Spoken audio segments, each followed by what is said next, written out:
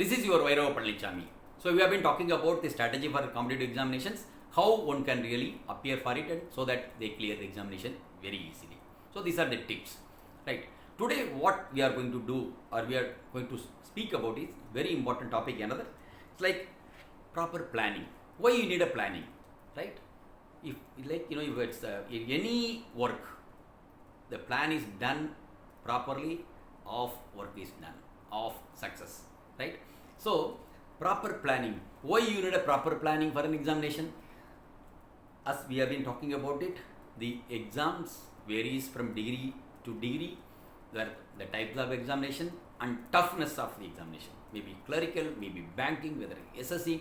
Like in SSC also there are many types of categories. In the Railway Recruitment Board also there are many categories, and civil services you have a category then, but it's only one examination, and Indian Forest Service, like various types of exams. And your eligibility, which we spoke in our SWOT analysis, what is your eligibility?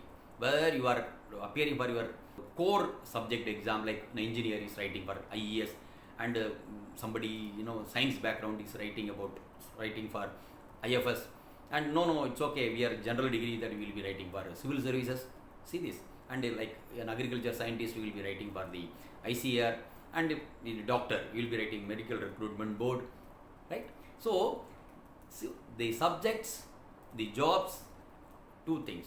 The subjects which you studied may be of the technical, and the technical subject, technical exam, fine. But same subject, but exam is a general examination, and anybody and everybody will be writing, like civil service examination or state service examination, right? So you should have a proper planning. Why you need a proper planning? The type of examination which you are going to select it. Based on your, which we really already dealt in the SWOT analysis, you see your strength and weakness and your opportunity and threat, and whether you fit into the clerical type or officer type or civil service type.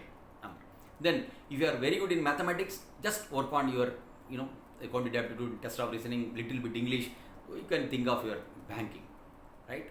Then you have a lot of hard work, and then you can do a lot of smart work, and then think of some other exam like civil services.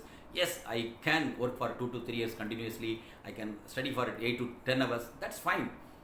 So before choosing your exam, think and work on your strength. As we told, what is the capacity you have, whether the capacity can be carried forward for months together and years together for a biggest examinations in the world, right? And whether it's a technical examination, what is your basic talent, how good you are in your subject. For an engineer, the engineering exam, IES, Indian engineering exams conducted by UPSC, like you have a core engineering, mechanical engineering is there, then you have a civil engineering is there, you have a communication engineering, you have a triple electronics and electrical. So here the 4 core engineering you have a jobs, and every year the examinations are conducted, but these examinations you see the same people will be writing for the other exams also. But here for this IES technical, people from IIT also compete, and people from ordinary engineering also compete. You may ask that, no, how sir, how you can really compare these? Yes, you see what are your strength. That's what I told in a first video. You should listen to the video properly and then find out what are your strength.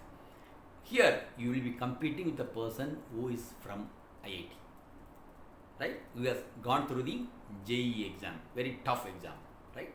So this is very, very important. So one should have a proper planning, what type of exam or what type of career you are going to choose it, how difficult the exam is. So prepare it well, plan it well, accordingly implement it. So depends upon the exam and career and job, your plan is different. So make a plan and implement the plan accordingly, so that it's easy for you to succeed in that selected exam, right? So in this video, the takeaway point is, whatever the exam you choose, you have to have a proper planning and meticulous planning, so that you follow the plan and implement it for your success. So thank you very much. We will be meeting you with some other subject with some other video. Thank you. For more videos, subscribe our channel. Please like, share and comment don't forget to click the bell icon.